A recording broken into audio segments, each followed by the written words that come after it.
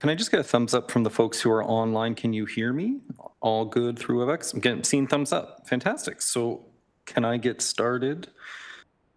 Great. So before the meeting is called to order, we will do roll call. Councillor Craig Kassar. I see him. I'm here. Councillor Cameron Kretsch. Hello. I know Councillor Alex Wilson's running a little bit late. Ian Borsick, that's me. I'm here. Gabby Kalapos. I'm here, thanks. Hi. And then Bayode Akonlafe.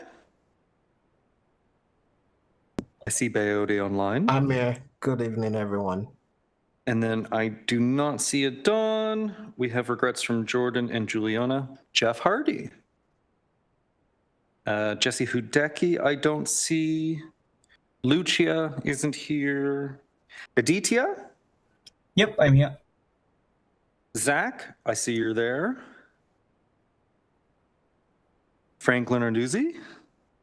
Yeah, you're here. Shelley Rempel? I'm Yeah, here. you're here. Tristan isn't here. We send his regrets.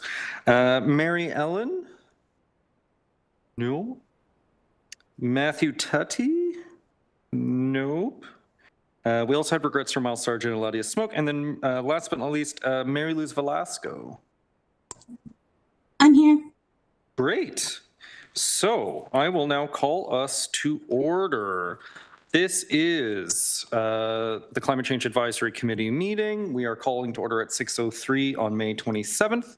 To start off, I will give a land acknowledgement. The city of Hamilton is situated upon the traditional territories of the Erie, Neutral, Huron-Wendat, Haudenosaunee, and Mississaugas. The land is covered by the Dish with One Spoon Wampum Belt Covenant, which was an agreement between the Haudenosaunee and Anishinaabe to share and care for the resources around the Great Lakes. We further acknowledge that this land is covered by the Between the Lakes Purchase of 1792 between the Crown and the Mississaugas of the Credit First Nation. Today, the city of Hamilton is home to many Indigenous people from across Turtle Island, and we recognize that we must do more to learn about the rich history of this land so we can better understand our roles as residents, neighbors, partners, and caretakers. So we need to have an approval for the agenda that was shared in advance, and there was a revised agenda that was given to us in advance. I'm seeing Sue as the mover to approve our agenda as presented, and I'm seeing Zach as seconder. Are there any amendments from any members of the committee? I'm seeing none. Any discussion or questions? I'm not seeing any. So I will just all ask, all in favor, please indicate by either raising your hand, giving me the thumbs up, or otherwise making a positive gesture. And then is there anyone opposed? I'm seeing none. The motion is carried. Declarations of interest. Do we have any declarations of interest? I'm seeing none. We'll move on. Now we have to approve the minutes of our previous meeting. That was from April 29th, 2025. Do I have a mover and seconder to adopt the minutes of the April 29th meeting as presented? I see Shelley. Do I have a seconder? Bayode as our seconder. Is there any discussion or questions and discussion on the minutes? I'm not seeing any. Alrighty, so you know the routine. Thumbs up, hands up if you approve the approving the agenda, the minutes from our last meeting.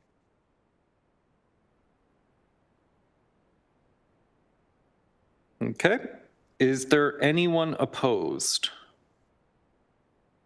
I see none. The motion is carried. We can move on.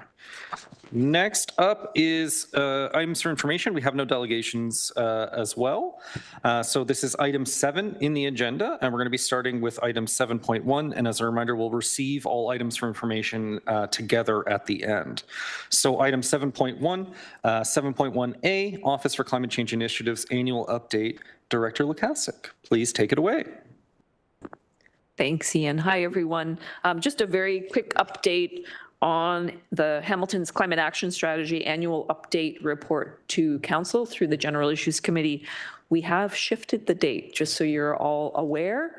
I know we were here repeatedly telling everybody we'd be in front of GIC on June 11th. That date has been shifted to July the 9th, partly because of just, some internal circulating and approving and dotting all of the I's and crossing all the T's. So it's a little bit of a delay, but we'll be on the agenda for the next meeting after the June 11th meeting. So just wanted to share that. And maybe while I've got the mic, I'll just continue on and very quickly let all of first thank everyone for providing feedback on our internal application template for the climate change reserve for city-led initiatives.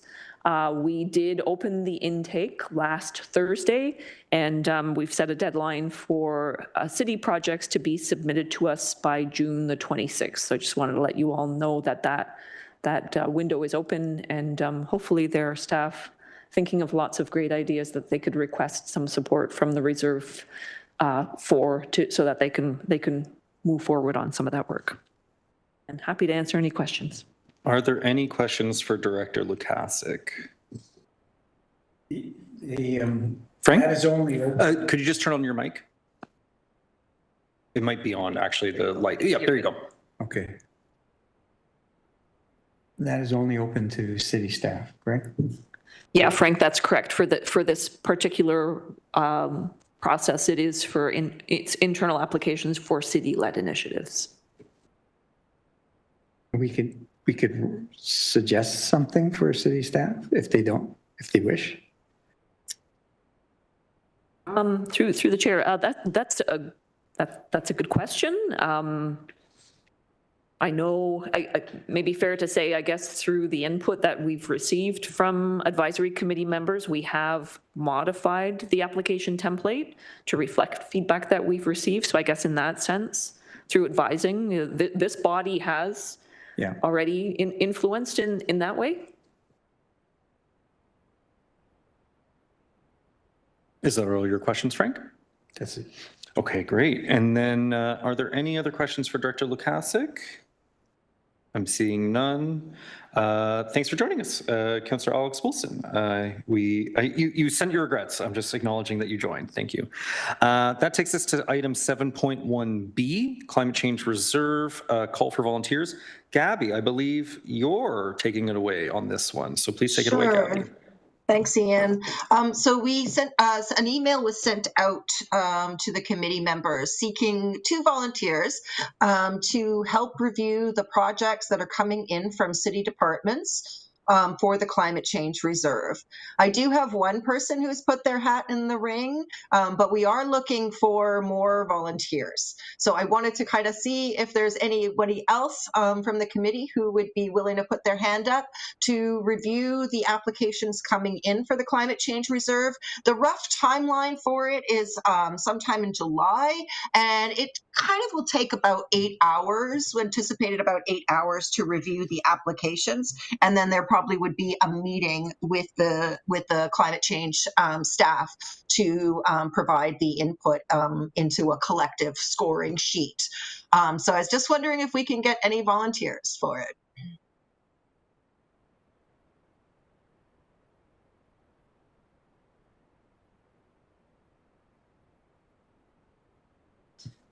Are folks being shy because they don't want to step on anyone else's toes, That's perhaps? A lot of work. No need to be shy. I was going to say I could probably help out with it. I'm just a little busy until end of June, so I'm just not sure if timelines will work out for me. Yeah, no problem, Zach. What we can do is, just in case the timelines change, if there's we really want to have people put their hat in the ring, but if circumstances change and your timeline doesn't allow for the review, no worries. You could just let us know, and then we will go back to the committee to find an alternate. Okay, Thanks, then Zach. definitely. Yeah. I should be able to help too. This is Jeff. Okay, perfect. Thanks, Jeff. Perfect. Excellent. Thank you for that. No problem. Are there any potential questions or anything for Gabby on that piece? I'm seeing none, so we'll move on to item 7.1C, the Community Liaison Working Group discussion. Beatrice Akoko, this is for you to take away. Oh, do you have a mic? Oh, yeah, okay. So, okay. Okay. Very good. Oh, thank you. So, great. Beatrice Akoko, Project Manager, Office of Climate Change Initiatives, and Staff Liaison for the Climate Change Advisory Committee, as everybody knows here. I'm going to give you an update and facilitate a discussion on transitioning from Advisory Committee to Community Liaison Group. Now, there's a little bit of delay here, but just a second, folks. There is a delay. I don't know why.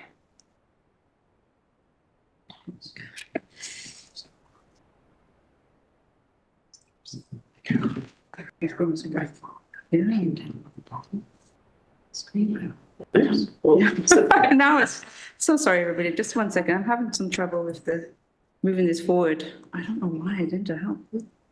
If you want to move forward, I know, yeah.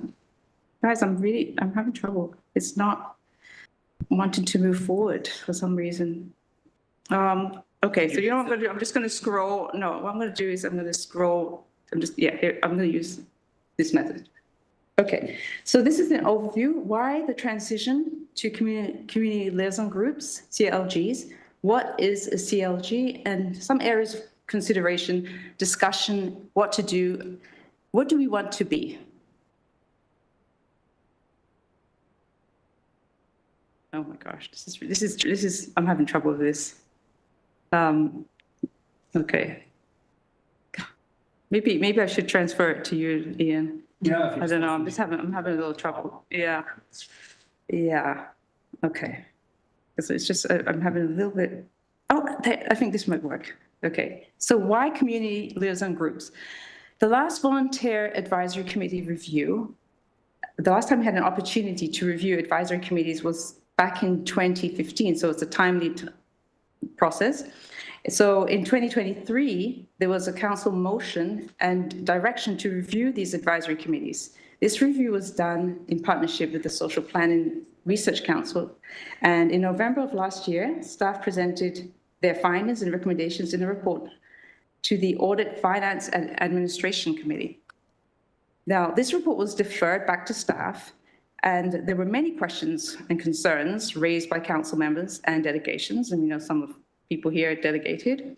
Then an updated report came to GIC in February 2025 with a stronger argument for this transition to the community liaison group model. Staff received direction to go forward and explore this model, so that's a bit of background.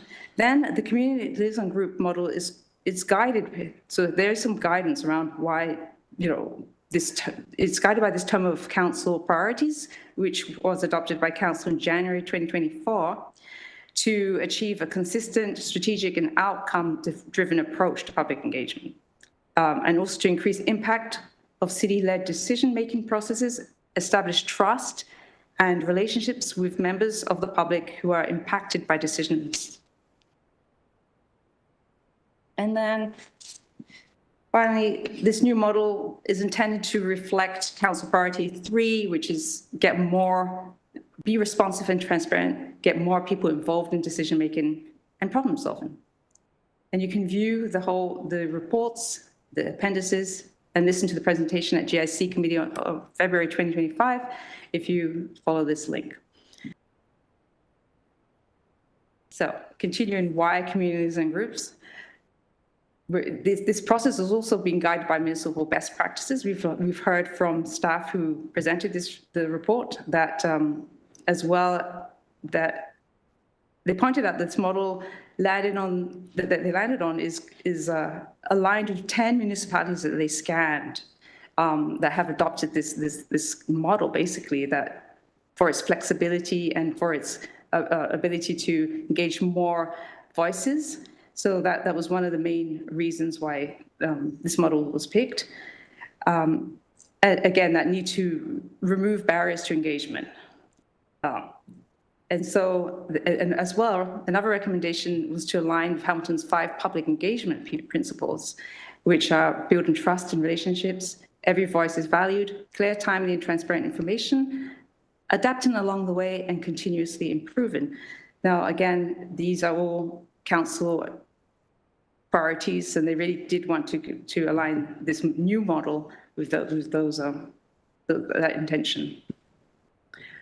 And so the CLG is intended to be a way to get, again, those more voices that we don't typically hear on the table, more people involved.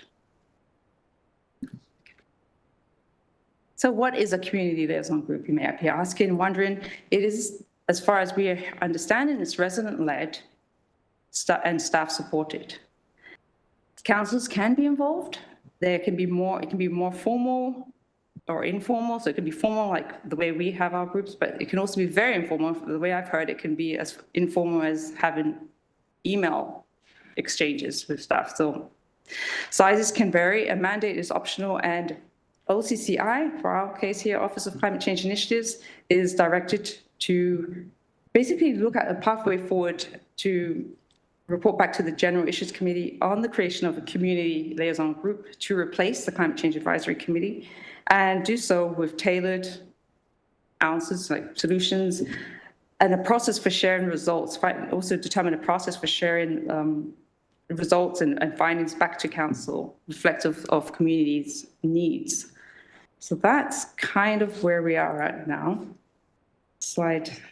Oh, now it works. So this is actually, it is a staff-supported citywide effort. The project lead is the city manager's office, communications and community engagement division. So we're working, staff liaisons are working with this leadership. And we also have many questions. And they, just for information, our next meeting, June the 17th, they will be presenting, they'll give you some more details on where we are at. So you can look forward to their presentation on June the 17th. And so we did have staff liaisons for the 14 volunteer advisory committees have started working, as I mentioned, with the city's manager's office. And we had a kickoff meeting in April. And there were many questions, of course, and quite a few around the structure and function of this new model. How do you retain people? How do you, what exactly, what can we keep with, what can we not, dispel? There's many questions around that particular investigation. As well, there was member recruitment and retention. How do we retain and keep members? Budgets were a concern, staff liaison supports, and reporting back to council. So these were some areas that were identified. I know there's going to be, with this group, you'll probably come up with many more areas that we want to consider, but for the time being, this is what I'm going to be talking about, and take a closer look at these. So structure and function. Some of the questions that were asked, will community, and again, this is our own internal questions for community liaison groups like staff like myself. So will community liaison groups still be able to submit reports to committees of council? That was one of the big questions, like how different is it going to be? And the response is that yes, there will be, the processes will still be there. There'll be delegations, it might look like a delegation submission. So like an attachment to an appendix that's attached to a staff report, that could be, or a memo, that's one way it could look. There are other questions such as, can an advisory committee maintain its structure? Can we stay as an advisory committee? And again, that question was, the response was that it can, if we as an advisory committee decide that, okay, we want to be what we are, we want to continue this way, we can recommend that back, but we have to have an argument for why we would want that. We would want to really consider the earlier feedback that has been gathered through this whole process, through the SPRC, when they engaged community members, when they engaged community advisory members, staff, and so they found these findings. So the idea is really, how can we this is an opportunity for us today to discuss what is it that we really want to keep, what's valuable for our committee. And some other questions that came up were cohesion and accountability. How is this new vision, this new model, what are some of the challenges that we're going to face? How are we going to be accountable to council, to community members? What is the actual structure? So again, the response has been so far, and again, everything's just an exploration still, but no one size fits all is what I understand the process that we're exploring. Some will need more structure, like current ACs, and some, again, they may need more flexibility depending on what the community needs us, or whatever community is being engaged. So it's still very broad, and I think that exploration continues. We have a lot more questions for as we move forward on this one. Okay, I'm going to move on. So another big area was member recruitment and retention. And some of the questions were, will existing voluntary advisory committee members be given priority as volunteers for the CLG, so community liaison groups? You know, we know we have a very passionate body, members that are very much involved, deeply involved, and will they therefore have, in recruiting members to this new model, will they have priority? So that was something that apparently, if that is something that advisory committees want us to explore as staff, we can investigate further.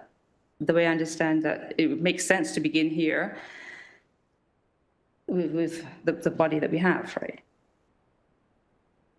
There is also mention that there could be, the idea is really to get broader engagement. So how does that actually work, and how does that happen, and what are the challenges there? So that's something that we can discuss during the discussion period. And the other idea was that staff, again, could put a call out to more broadly. I've even heard that engagement could happen through members of this committee's networks. That's another possibility. And the other idea is that it seems to be, and again, once the actual leads come in and present, we'll get more answers, but they can also be council appointed. Another big area, big question mark was, what about compensation? Is this an opportunity now to, as many municipalities do have frameworks for compensation, could this be an opportunity to offer compensation for those members that are experiencing, income hardships, or they are, to bring in those voices that are usually hard to bring in, frontline communities, as we've talked. How can we bring them in? And is this an opportunity? And again, this is something that can definitely, we can recommend that this be considered in the report back, So yes, funding for this purpose would need to be approved and secured. And then there's also the idea of the corporate-wide policy for volunteer member compensation framework. That is something, as I've said, that could definitely be considered. And we can recommend that we think that is definitely something that we're interested in seeing. And then the reporting back to council, that was, again, I think I did mention a little bit, what is the timeline for reporting back to council on this decision? Well, it's pretty soon. March 2026 will come too soon. So this is an opportunity. And again, you can prepare your report sooner, but the implementation itself of this, if it's approved, the implementation of this new model will come after the approval of council. So now I think I'm going to continue on to budgets. That was one of the questions that came up. What about the budget for the advisory committees? Will it be maintained as they were before the recommendation to transition? And the understanding here is that budgets for each committee for 2024, they've been shifted to the departments. So ours is planning and economic development, and that they're responsible for supporting the work that the advisory committee does. So that this funding now will shift to the PED. And the other question was, will every community liaison group have the same budget to work with? As far as we know, existing budgets will be maintained, and any additional funding beyond what is already allocated will need to come as a budget request. Now it's time to have a discussion here. And one of the big big picture questions. How should the community liaison group be engaged for feedback and report back to council? How, in everyone's opinion, like if this model is adapted, how do you see feedback being collected and reported back to council on whatever project it is? I know climate change advisory, we have 5 different working groups. How does that look in the reporting back to council on if we become one community liaison group, will we have 5 working groups? So like other questions we can discuss today is really, who do we want to be? Like, what do we like what the model that we are? Do we want to be less formal in order to bring in those voices that are sometimes very difficult to reach? Do we enjoy having council involvement? What is important to preserve? What do we find important? What isn't? Is there anything missing from our current structures of voices or more budget? And I also have written here next steps. So would it be staff drafting the structure? I guess the idea is to have everybody's own input on how that's going to look, that pathway forward. And again, should it be an engagement process first and then write the structure? This is all up for discussion tonight. So I'm going to turn it back to you, Chair, and thank you. Yeah, thank you, Beatrice. So I have some questions and comments, but I'm chair, so I'm not going to add myself to the list first. Do I have anyone who would like to be added to a speakers list? I see Jeff first. If anyone online would like to be added, I see Jeff and then Frank and then Gabby. I will be sharing that speakers list, but we'll start with you, Jeff. Please take it away. Hey, thanks. Thanks for the presentation, Beatrice. For me, I guess, yeah, I get the intent is to broaden the range of perspectives and who we're hearing from, but I think it's tricky because the need for structure at a municipal level, especially if we're talking about budget, which I think is really important, because folks here have just participated, and various of us might have different circumstances that would make maybe participation in person, say, or whatever, more challenging. So I would definitely say if you're going to have a broader group of people and you want some people to show up or really to take the time to dig in, then you need things like childcare, meals during the meetings, like especially if you're meeting over the dinner hour and maybe there's kids who are not getting fed because the person is preparing for the meeting and is then meeting. Like there's a lot of things to consider, and the problem I find now with these kind of discussions when it happens at a municipal level or whatever, well, it's taxpayer dollars, but yes, if you want to engage people and you want them to volunteer or you want them to give up their expertise, their lived experience, what have you, then compensation is appropriate in the sense of basically just making it so that the playing field is somewhat leveled at least. I'm sort of struggling with the structure piece because if we want it to be, or if the intent is for it to be more of a community-driven sort of staff-supported effort, then I don't know if we're representative of what the intent is. So maybe, to Beatrice's point, maybe it's an engage exercise, maybe it's a broader engagement exercise first. I would be reticent to structure things too much. And just the last one, I know other people want to say, what I am concerned about losing is sort of the accountability and the visibility, the transparency that we have with the meetings being live streamed, with there being reports, with council being involved. I'm worried about if this is something that just there's input at a meeting, it goes to staff report in some fashion, you're relying on staff to capture it, which could be fine, and it could not be fine, or it could bring up conflicts. Maybe it's like, hey, the community says we want to get rid of this or that, or we want to do this or that entirely differently. And then you could have some stuff like, well, it's putting folks in an interesting position and opening up at least perceptions of potentially conflict or there might be, or influence. Whereas this is, I don't know how many people are on the stream, but they could be if they wanted to be. So that's what concerns me a bit. And also if we're asking these people to come in, people who've got a lot of other things to do and a lot of other considerations, day-to-day considerations of maybe just getting by in a lot of cases, is it going to be valuable for them? Is it more than token? What is actually going to come out of it? So just some things to consider. Thanks. Frank? Yeah, so Bill, a little bit on that. I think you have a slide there that says every voice is valued in building trust and relationships.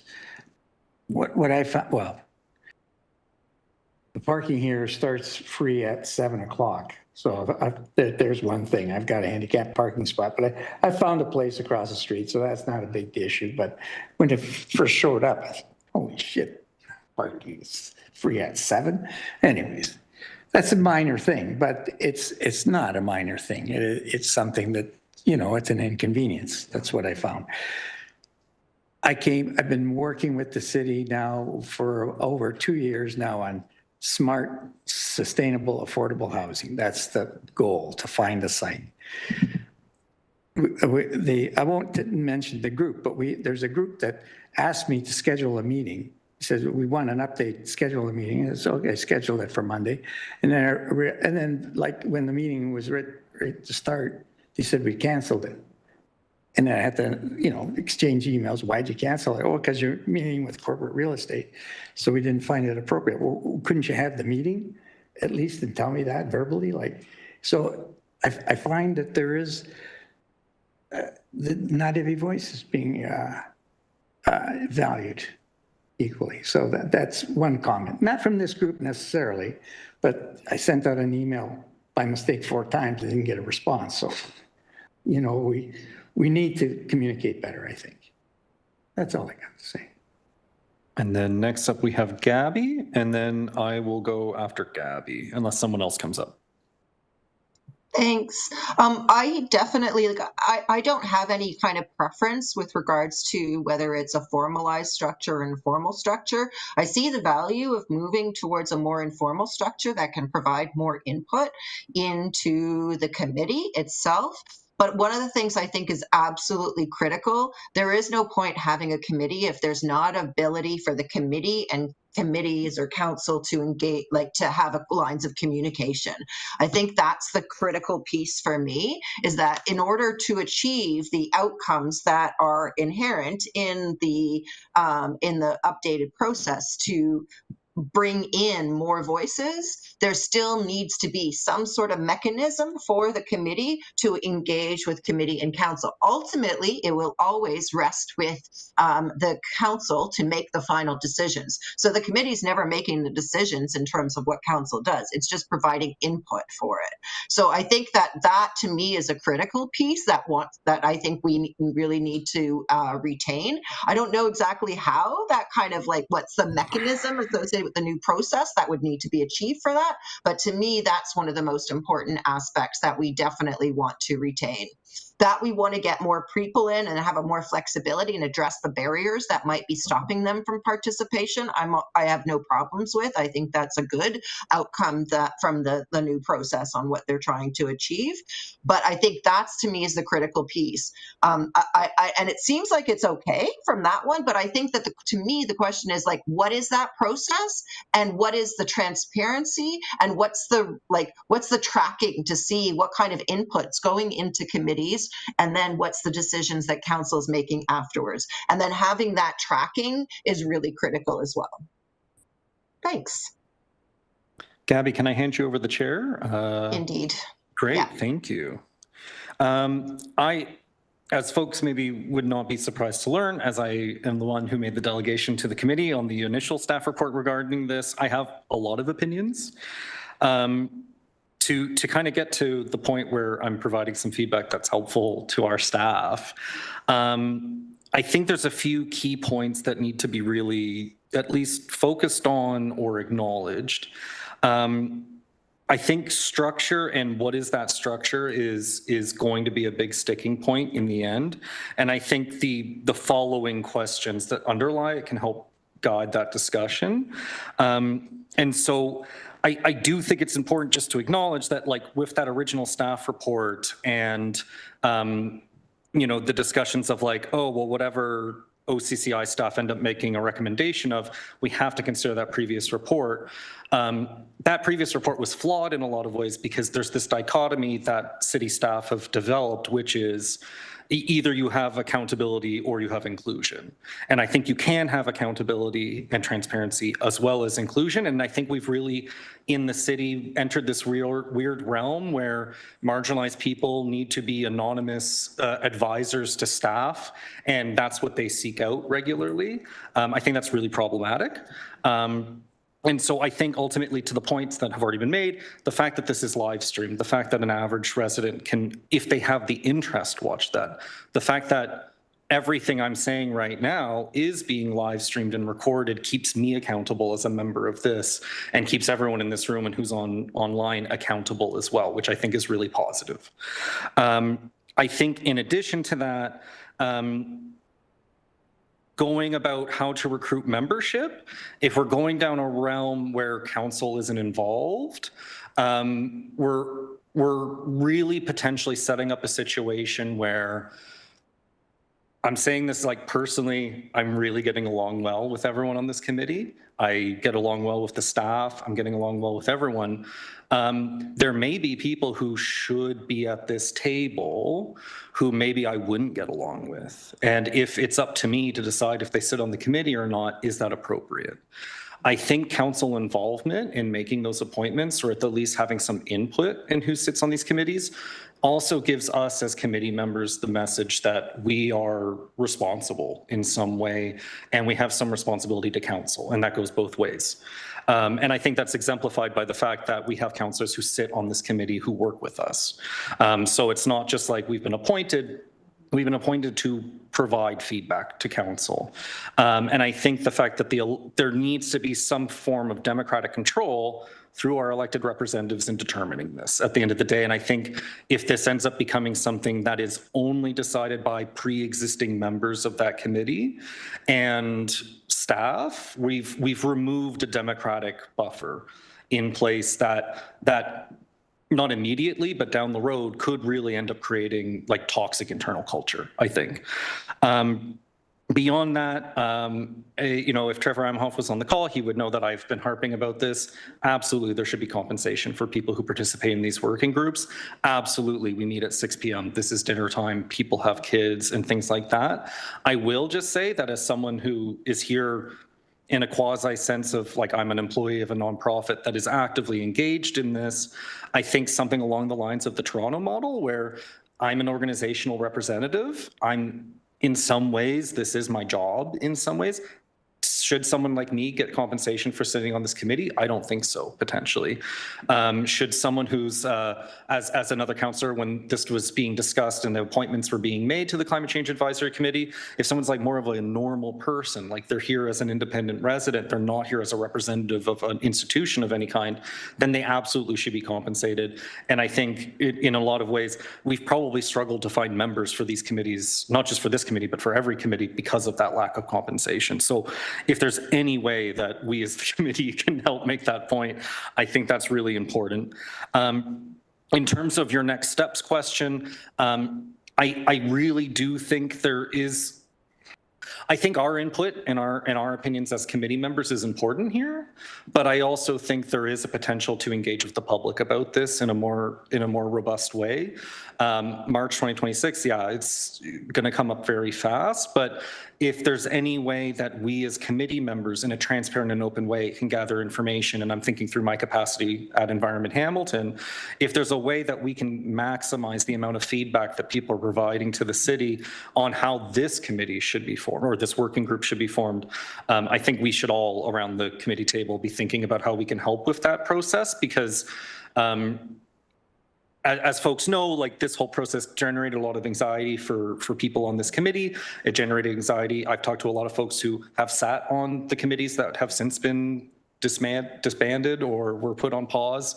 And there were some serious concerns with how that process was unfolding. And I think anything that we can do as the Climate Change Advisory Committee in our current form to ensure that the next iteration is as supported and is as much buy-in from the public is going to be really key. So I don't know if I have an exact like suggestion of what the next steps should be, but I'm wondering just, you know, I think in some ways like maybe, yeah, we do draft a structure and then we have a discussion about that, but I think we should really try to maximize the amount of feedback we're gathering, not just from folks on this committee, but from the wider public as well. Yeah, please. And I'll give the chair back to Gabby. Those are all my comments, or I'll take the chair back from Gabby. Thank you. Okay, so my next slide was going to be exactly touching on what you said. And this is a link shared. It's the Engage Hamilton page. Volunteers make waves, and it's a broader look at the experience of volunteering. So they're trying to really gain an understanding of what are the opportunities that make it, like, how do you feel your work is being valued? How can you be better engaged? They're looking for that broader sense of what volunteering means to you as individuals. And this feedback that they're gathering, so if everyone could go to that page and actually share their input there, that feedback will then be used for phase 2 of finding how we can guide the creation of new community liaison groups. So that does tie into what your point. And I do want to say there was Bayodes, through the chair, Bayodes' hand had been up, so just don't want to lose sight of that. Thanks.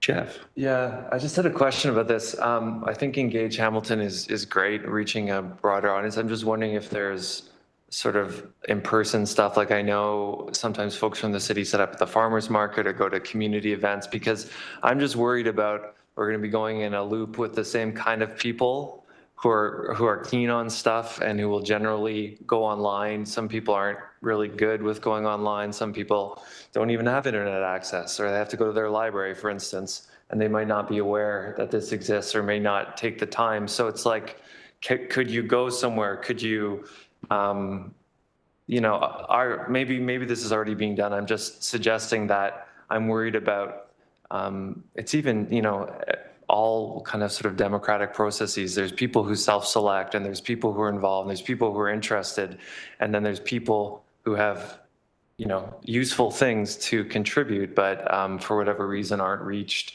or don't feel able or interested in participating. I understand that the Engage team, they have a new location. Oops. They have a new location at Lime Ridge Mall. They have an opportunity to, and they've been doing some engagement there. So I understand that there will be a broader in-person opportunities. Are there any further questions or any discussion on this piece? Oh, I'm seeing Sue's hand up. And Bayodi, did you have your hand up as well? Yes, I did. And I'll go to you, Bayodi, and then we'll go to Sue. I apologize for missing you a little bit earlier. It's okay. You actually brought out some of the points that I wanted to make. But the last piece of what I have in mind is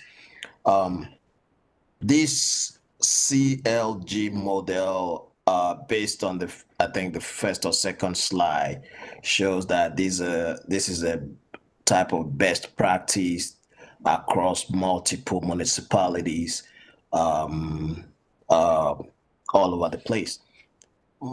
My question around that is, how do they operationalize these CLGs? If we said they have best practices from other municipalities, how do those municipalities operationalize the CLG model? So that it can give some input and guide to what is existing and how we want to tailor it and customize it to our municipality here.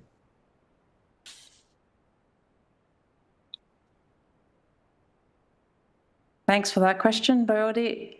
I understand that we're going to hear a bit more about that in upcoming meetings. How exactly are this new model? How do they operationalize? How do they actually work? So that's something that we can definitely.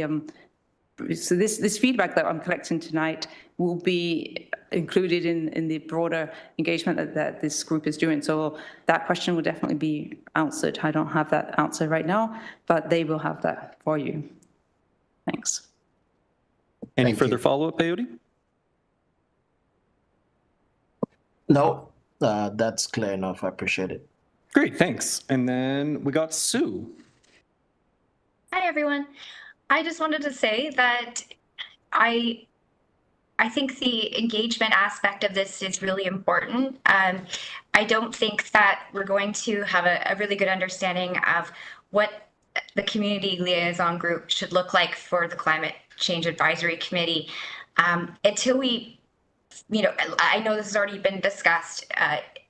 We have to actually engage Hamiltonians in a different way. And I wonder if we can find out that way what they want their climate change community liaison group to look like. It's so important to remove these barriers. It's hard to talk about structure when we don't really know budget, because the structure aspect and the compensating people, we kind of need to know that before we figure out what it is that we can do and what will be fair for people. And I'm a member of the Mobility Lab Cycling Network, and so that's kind of like a community liaison group structure. And one of the things that comes up often, people do ask, does my time matter? What is my feedback? How is it used? Did my voice matter? Like, these are questions that come up often. So I feel like a lot of work goes into what we're doing on the committee, and I feel like it's really important that we do have a good sense. I know that Gabby talked about this as well, of how our input is used and our feedback is used. Otherwise, it just becomes we're participating, the community, we're asking community to participate, and we don't know what happens with it. So that kind of structure is important, I think, going forward. Thanks. Seeing no one else, so I'll add myself to a second time. So Gabby, if you could take the chair just for a moment. Really quick question, and this is slightly based on my own ignorance, and you've raised this question in my head, Sue, with the question of budget. I'm assuming for staff, because like oftentimes all of the OCCI staff is attending these meetings. Internally within the city, like with your work plans, was it like dedicated out like, yes, we will be attending these meetings and everything like that? And then I guess the question I have is like, is part of your staff recommendation about what the group should look like, does that include a recommendation of, and it should require X amount of our staff hours each month? Or I don't even know what your job descriptions with regards to this committee are right now. So I guess, is it a practical question to ask of like, is it possible for us to say, oh, we would love for there to be like twice as much staff involvement with this? And that could be a very unrealistic question, but I guess like from our perspective, or from your perspective, is this like the same amount of staff time? Is that kind of the assumption? Has that been explicitly explained at all? Or is that part of like the new pitch of like, this is what the working group would look like, this would require X number of full-time equivalent hours or something like that? That's a great question. Our staff is super dedicated. Many staff liaisons, I don't know that they have that support as many staff. Linda, would you like to say something on that? I know that, yeah, that's. Yeah, thanks, Beatrice. Yeah, and that is a great question, Ian. I think fair to say, I'm going to echo what Beatrice has said. We're passionate about this work. We're doing what we can to support. I don't know that moving forward, we could say to you that we would have the capacity to double the hours that we dedicate. I think we would be on a pathway forward looking at I think fair to say at least maintaining our current commitment, because the other reality, I think we're finding this with each passing year, is that we have more happening. So just in terms of our workloads and our responsibilities, but I think it's fair to assume that there still will be a dedicated staff liaison person. And then I know for all of us, and we've been informally having conversations about moving forward, what does it look like? Would it be beneficial if each of us sort of carved out, all given the expertise I bring to the table, I'll make sure I'm there to support working group X on issue A, you know, that kind of approach.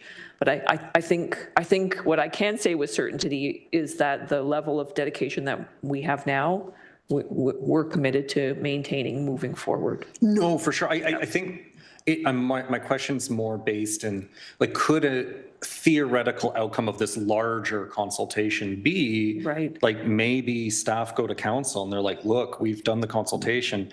Staff consensus is we need to be hiring more people to be doing this, not just for the OCCI work, but for other working groups too. Because I'm just thinking about, until this conversation, I've never really thought about where does committee work place in your guys' working plans, and you are doing a lot more. And I just wonder if part of this process could be potentially pointing towards, like, hey, we need more staff support on this. I don't know. If you don't know the answer to that, that's totally fine. It was just something I was thinking out loud. Yeah, I think what I would say is I think input, I mean, if that's an idea, share it, and we can integrate that into the feedback that goes back to committee on, you know, what the existing members want to see happen, and they could take it from there. But yeah, I think keep sharing your ideas, and we're happy to share, you know, our perspectives just based on what we've experienced so far too. No, yeah, for That sure. makes sense. Yep. Yeah, thank you. Gabby, I see your hands up. I'll take the chair from you, and am I handing it back over to you for a follow-up question? Yes, please. Oh, yeah. Sorry, yes, please. Take it away, Gabby. Okay, thank you. The only one other thing I was thinking about as well, and we brought this up, is like, let's say, for example, the challenge that we're having with regards to replacing people who are no longer on the committee. I think that, to me, is a kind of like, if the new process can streamline that process, I agree with Ian, there needs to be council engaged in making the decisions on who is part of it. But part of that kind of roll on that, I think that limits the effectiveness and the capabilities of the committees because they're not being supported in terms of replacements and additional people being brought on. So that's one of the areas that I think is also a really important aspect that we should try and understand how the new process will help with that to ensure a wider just like diversity of input, but also that there's increased ability for the people to be brought onto the committee. So that's another area that I thought would be helpful to have in the process to streamline that process. Jeff? Yeah, I just had a quick thought or a question first. Is ultimately the decision on the structure, is that this council's decision or the next one's? I know the timelines because we'd have an election June of next year, right? I'm assuming if the report's due in March, it'll be this term of council deciding okay. just before they kind of enter the lame duck period. Okay, thanks. And yeah, and just Gabby, to your point, in that regard, we do have terms for this committee, and that's also something that potentially should be considered. And, maybe at the beginning of the term, council's involved, but if there's a resignation midterm, a lot of organizations' boards have an internal replacement mechanism between annual general meetings, for example. So I think it's a good point that there's a lot of kind of smaller rules that could be implemented that would really add a lot more flexibility. Are there any further comments or questions or discussion or concerns on this item? And I'm just double checking to make sure I didn't miss anyone's hands. I'm not seeing anyone. So we can move on. Item 6.2, Climate Change Advisory Committee Working Group updates. So I will go through the working groups, and if there's an update, someone from that working group can give the update. So first up is Buildings Working Group. Do we have an update from the Buildings Working Group? I do. I don't have I don't have a written one, and I apologize for that. I was sending it out via email, and I just had a meeting to try and get some additional information on some of the emails that I was sending out to the committee. But I'll speak first to the Hamilton Community Enterprise motion that was at the last meeting that we were just chatting about. So I did send an email about saying that we're still we may not have followed the appropriate process, a formal process on this one to meet clerk requirements for a committee approved motion that would then go to General Issues Committee via councillor putting it on the General Issues Committee, because that's one of the key things. It's not like the committee, the Hamilton Climate Change Advisory Committee, puts it on the General Issues Committee. That's not our role. That ultimately rests with a council member to be able to do that. So I did want to highlight that that's one of the reasons why I said that we were having some issues with the motion. Then based on some conversations that we had on timing and everything, we're still, again, this is the formal process that kind of limits the challenges of fitting into the formal process, that if the updating on the process could streamline this, I think it would be a real value to the committee. But we are still working on the Hamilton Community Enterprise motion, and everybody's all on board with it with regards to HCE's been engaged into it, had a meeting with Councillor Wang, and spoke with Councillor Alex Wilson as well. We're just trying to figure out what's the appropriate process for getting it in front of General Issues Committee. And the only reason we're struggling on this one is largely because the time frame for when the Hamilton Community Enterprises is meeting is in June 23rd, and we're trying to get into that time frame between getting a motion in front of Hamilton General Issues Committee, then council, then going to Hamilton Community Enterprises. So we're still trying to figure out that process, and I apologize for the delay on that, but there is conversations taking place with HCE, and we're just, Trevor had met with Ryan yesterday from HCE to try and figure out what the appropriate process is. So I will send an email back to the committee as a whole once I find out what that process is, but that Hamilton Community Enterprises motion, the intention of the Hamilton Community Enterprise motion remains the same. We just may have to change the motion itself in order to fit into the process for General Issues Committee and meet the requirements of clerks to be able to get it in front of General Issues Committee. And we're still trying to figure out if it's going to be Councillor Wang or if it's going to be Councillor Alex Wilson or some other councillor who may be able to bring it in front of General Issues Committee. But I just wanted to kind of give a little bit of highlights on where we are at present on the HCE motion. Any questions on the HCE motion? I am seeing Councillor Wilson with their hand up. Perfect. Yeah, Gabby, I just wanted to confirm that me and Tammy can make sure it gets to a future GIC meeting. I think the steps are just making sure the language is confirmed. And if that can be done before the end of this week, where the committee is happy with what the ask is, and there can be some kind of consent that's done that, yep, the working group says this is the language done.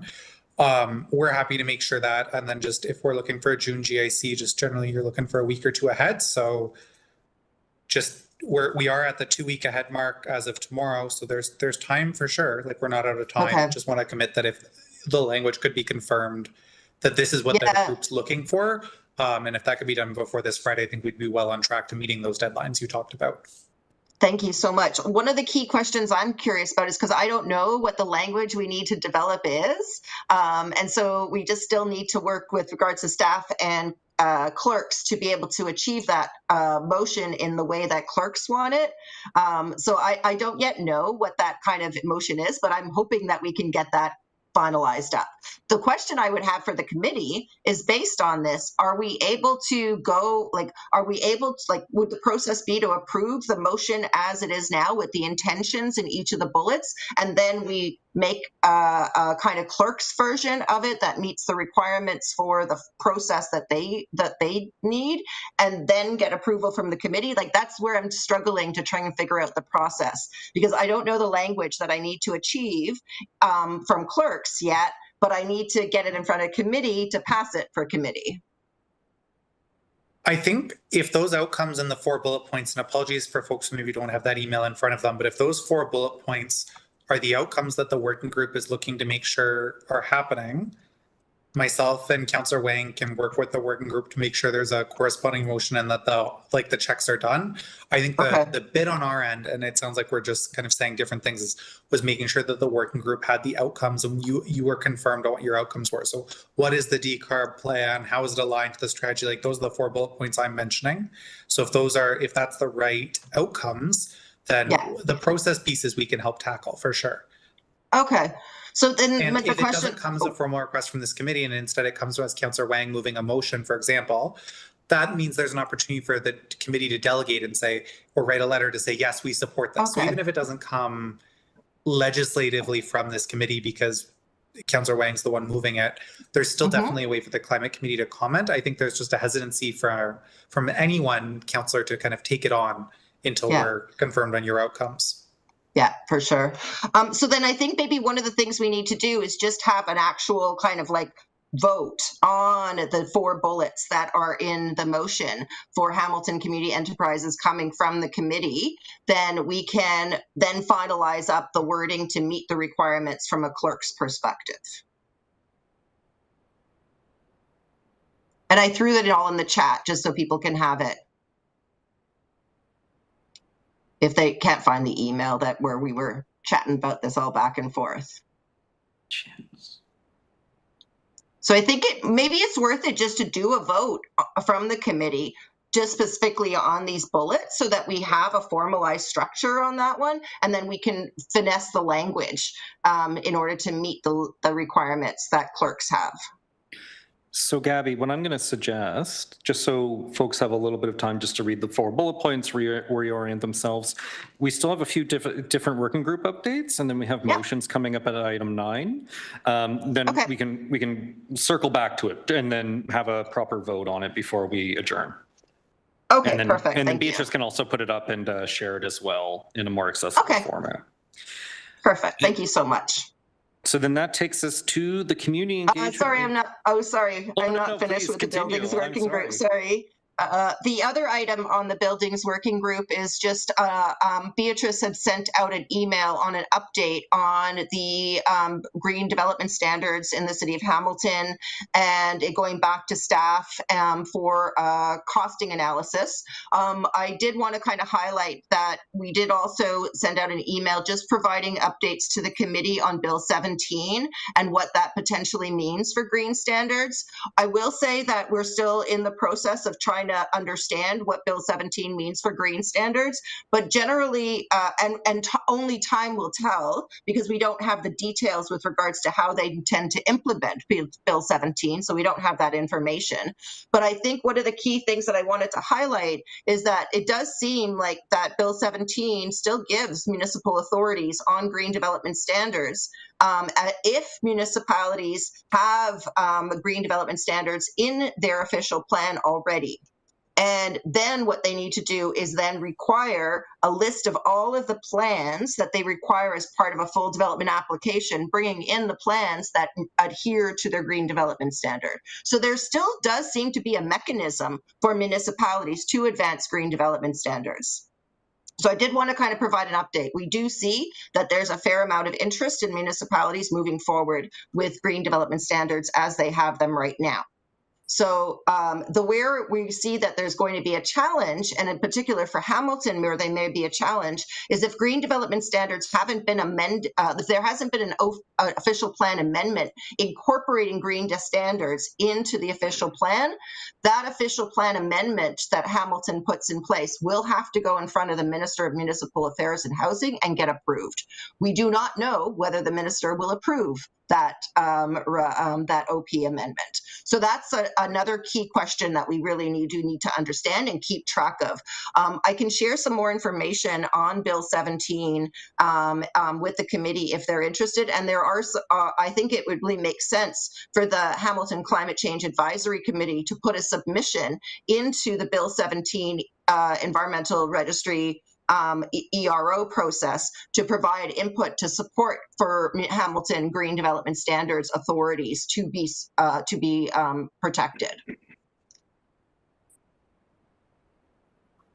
So that's one question if the committee would be thinking that's something that's worthwhile to do.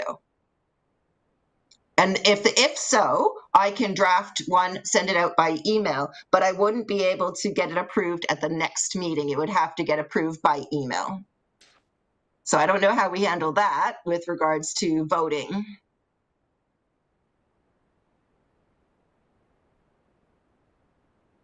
Councillor Wilson, you have your hand up?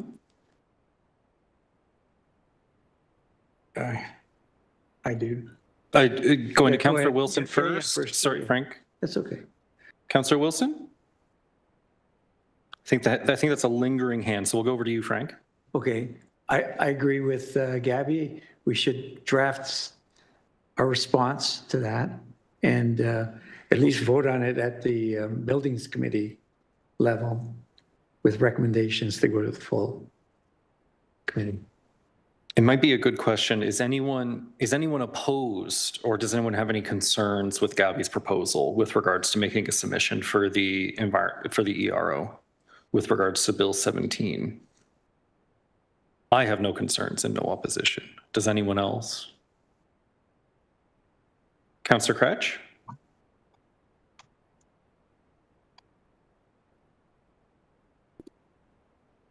Just give me 1 second.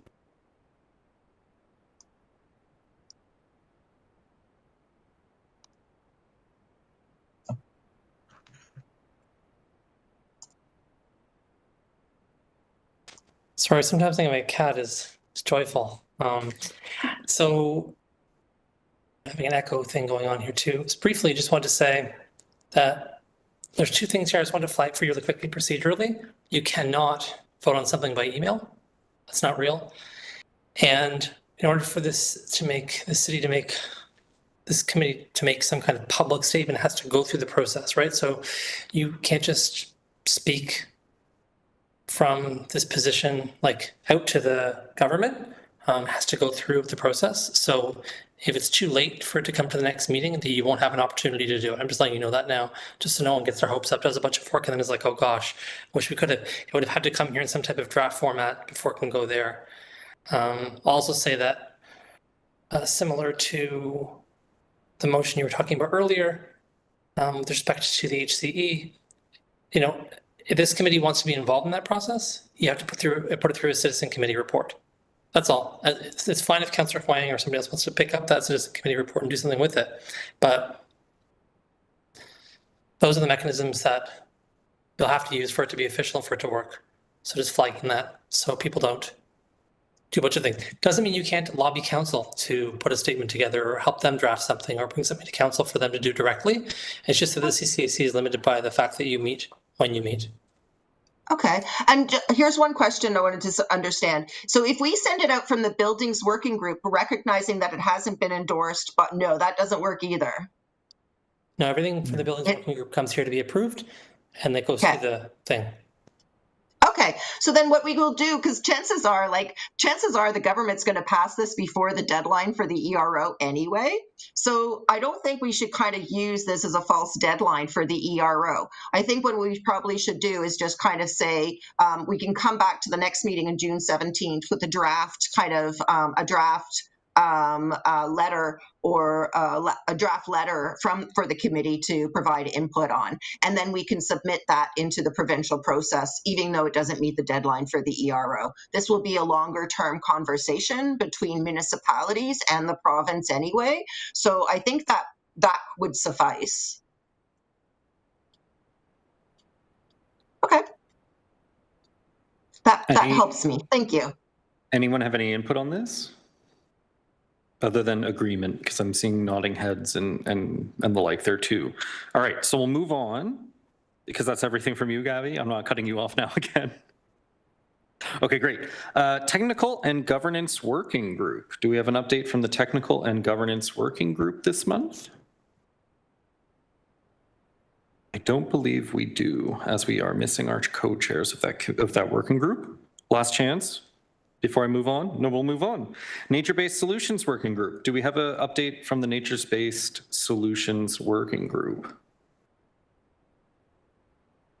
I don't believe so. And I hate to say it, we don't have an update from the transportation working group either. And I can say that confidently. With regards to those pieces, we need to, oh, right, okay, yeah. So we have to have a mover and a seconder to receive.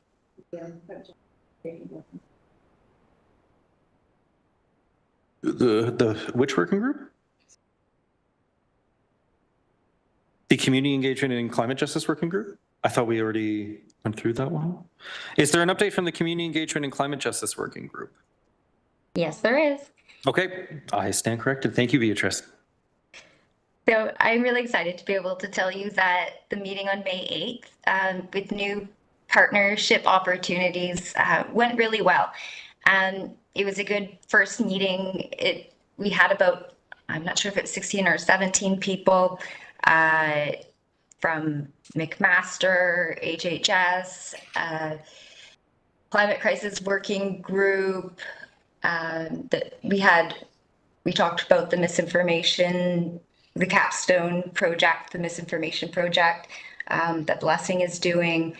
And we had people from the coalition, Peach, there were so many people. And it's really exciting that there are going to be a lot of people who want to help the city with climate-related mental health resources and things going forward. And including, there'll be some meetings coming up. Dr. I'm trying to remember the name, Swalen Andari and Dr. Sean Kidd from CAMH, and we'll be meeting with them at the beginning of June, as well as Dr. Catherine McKinnon, who's a leading expert on eco-anxiety and works actually in a military, has a military background and goes to different climate disasters and helps with that. And so there's a lot of work a lot of possibilities here. And it was just a good first meeting, and a lot more to come from that. But this shows that the partnerships and reaching out and engaging more people is really exciting, and a lot of good can come from this. Great, thank you, Sue. Is there anything else, or does anyone have any questions or follow-up on that report? And I'm just taking an extra second because I've missed some hands already. Okay, I'm not seeing any. Now I need a mover and seconder to receive the items for information. Do I have a mover? Do I have a mover? I need a mover. Bayode is our mover. Shelley will be our seconder. And again, as usual, all in favor, please indicate by either raising your hand, giving me the thumbs up, indicating in the chat, showing me your hand here in person. I need to see hands from the two folks we have in person. Oh, right, you're not a voting member. Anyone opposed to receiving the information reports? I'm not seeing any. That is carried. Moving on. Items 8, we don't have any items for consideration. Moving on to items 9 for motions. Gabby, can I hand it back to you with regards to your motion? And Beatrice is just getting a share ready for this as well. So I threw it into the chat, and I think, oh, thank you. Thanks, Beatrice.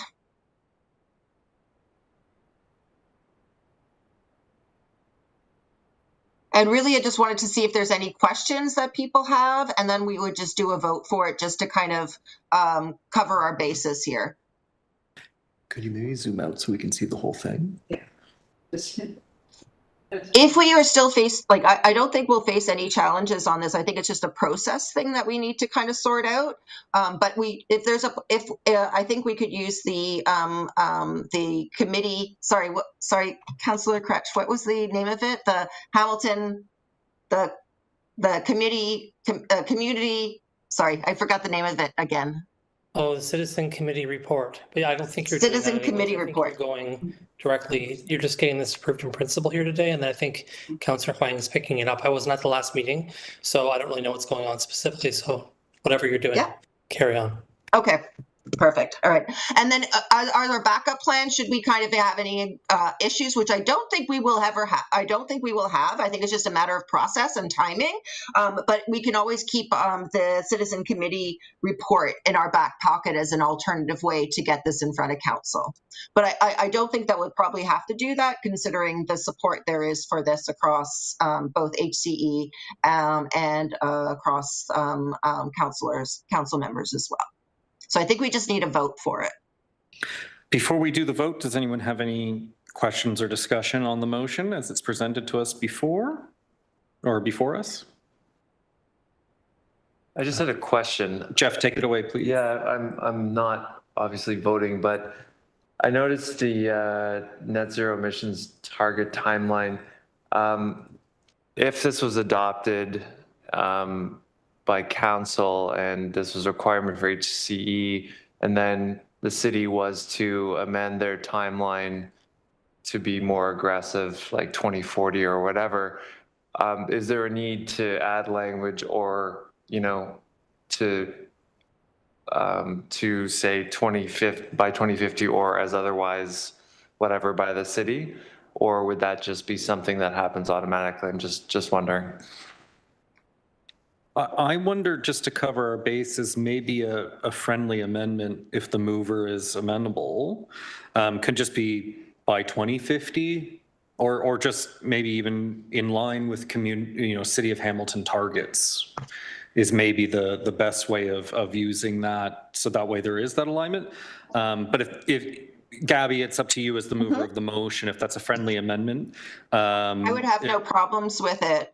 I think one of the key things, like ultimately, from what I understand, that council can direct HCE. The HCE board has to approve it as well. So their chances are, I think we would probably go by 2050. And if there's an update, then it's a matter of kind of finding out from the board if they're willing to align with the City of Hamilton's updated target timeframe. Yeah, I'm getting indication from the suggested amendment that this language still meets the concern that's being presented. So I think we can move forward without an amendment. I saw Councillor Cassar's hand up. Yeah, thank you, Ian. I guess start off by saying fully supportive of the intention here. I think it's an oversight that was identified, and then this is a motion to fix that and make sure HCE is part of a decarbonizing solution. But I think just some comments here on the structure, because I think there's a blend here of whereas statements and resolutions. I think what you're trying to achieve here is the resolution is the first paragraph, is that HCE align with the city's climate action strategy and reduce GHG emissions. The second one sort of reads like a whereas, which is a reason that we want to get to the resolution. And I think the second or the third and fourth ones are also resolutions. So the spirit of it is good. It's just, Gabby, you were talking earlier about in the format and the language and structure that would need to be viewed through clerks as an actual proper motion. I think that is some work that would still need to be done and could be done. So I just add that comment here. If the committee votes on this and sends it forward, it will still need some more work to be done between the councillors and the clerks in order for it to actually be a motion. So I would view this maybe procedurally as an intention and a desire, cueing councillors to, and if it's Councillor Wang and Councillor Alex Wilson, whomever, to then take the spirit of that and work with clerks on an actual formal motion. So as long as everyone's okay with that, that's my read on what's before us right now. Yes, perfect. Thank you. Yes, that's true. Yeah. Gabby, is there any, do you have an interest in, I think Councillor Cassar made a pretty easy suggestions that I certainly make sense to me. We could easily rearrange this slightly, put the whereases and put the be it resolves. So it would be to Councillor Cassar's suggestion, the second paragraph would be the whereas, and then the additional 3 paragraphs would be therefore. Councillor Crutch, I see your hand is up. I recommend you leave it just as it is, please, because you have no authority to put a motion forward at this committee. That's why I was saying earlier, right? Like, I'm not going to wade into this too much because you made a decision at the last meeting of how you want to proceed with this, and you're going in a certain way. This appears to be something you're putting forward in principle, in spirit, whatever, so everyone in the committee can see what will be coming forward. The motion itself will not look like this, and that doesn't matter. This is in principle only. So I would not recommend that you try to put this in the form of a motion. If you do so, it'll be rejected because you don't have the authority to do so. If I could just maybe add, like 100% of the work needed to move forward with a motion is done. I think that's the question, is if you want to make a CRC, then yes, the committee has to go through that process work. I don't think if you don't have a CRC today, you can meet the deadline to get a CRC on the meeting. That's why I was saying, so myself, Councillor Wang can work to get something there. That's not going to be through that process, but just to say, like, if this is the outcome that's work, happy to pursue dialogue, happy to do that. But maybe just to be very clear, I don't think further action is required because being very clear that it's happening via dialogue. Like that's, maybe I was not clear in kind of last meeting suggesting like, hey, let's connect with Councillor Wang as the rep on HC to get more information about how to move this forward. Get some of that context as how that would be received at HC, but just, I think you're good in terms of direction. You have your clear outcomes. Works for me. Yeah, and I certainly don't want to put any motivation on the mover of the motion, but I do appreciate this is coming from a position of we just want to make sure that everyone on the committee has provided their consent to what is unfolding, and that's I think the major motivation here is just ensuring that no one on the committee feels like there's some work being done that wasn't explicitly agreed upon by the committee. And I think that's the core motivation here. Indeed, yeah. Alrighty, so no further discussion on this that I'm seeing. We can just have a vote on this in the principal matter, just so we can put this to bed. I will call the question. So the wording is in front of us right now.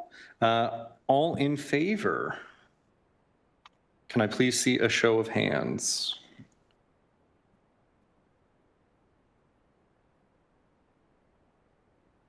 Okay, great. Are there any opposed? I see none. And that covers everyone who can, in fact, vote. So that motion carries. There's no other motions. We have no notices of motion. And next up is item 11, general information, other business. We don't have anything underneath that. So I believe I can ask. Sorry, Ian, one last thing. Just one last thing. I apologize for asking it. I want to make sure I'm trying to follow the process for this as well. So I just threw in an action item that would be coming back for June 17th, which is that the action item for that we want to note in the meeting notes and make sure that I don't think we have to vote, but I wanted to kind of highlight a draft letter for the committee from the Buildings Working Group to vote on at the June 17th meeting that would be sent to the province of Ontario on Bill 17 and would be provided to council for their information and requesting that they consider council submission to the province for support to protect municipal green standards. Yeah, that'll be under other business, under general information. Okay, sorry. Under Gotcha. item 11 for our purposes. Thank you, Okay, Gabby. thank you. And if there is no other business, then I can adjourn us at 7:24 p.m. Thank you so much, everyone. And have a good night. Thanks. Thanks, everyone. Bye. Thanks, everyone. Thank you. Not that short. I will get us to 30 minutes. Like one time I'm kind of going through it. If Lucy playoffs was still happening, that might have been. Yeah. Unfortunately. Yeah, that's not happening. We may never know how fast I.